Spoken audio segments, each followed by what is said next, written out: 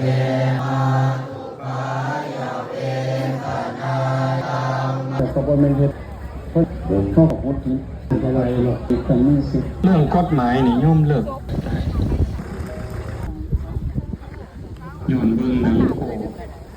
ย้อนเบิ่งบ่คือเจ้าภาพอาจจะมากก็คือเจ้าภาพผู้นึงน้ำโยง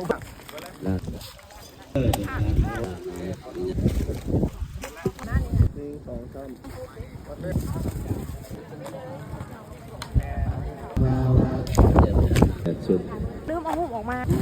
สวัสดีเดี๋ยว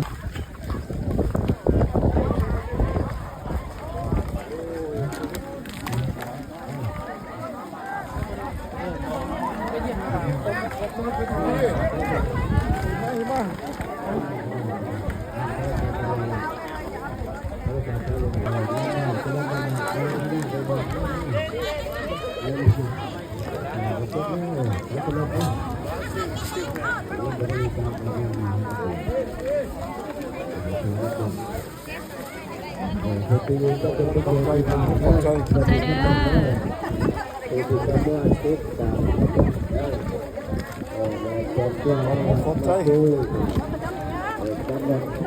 ไปส่งคนเด้อทำลายชีวิตเขาเลยว่าเขาชีวิตกันนะยังไงเป็นเรียนถ่ายอยู่หลังนี่ให้กระตูลางกันเดี๋ยวหน่อยเขาหลังเขาบอกให้คนที่ก่อนก่อนขอบมุกขอบใจใจเด้อใจ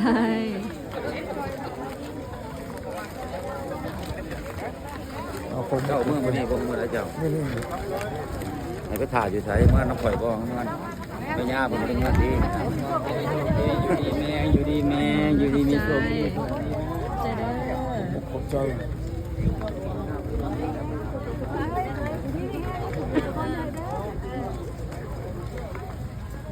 ไปเกี่ยมอกเกี่ยม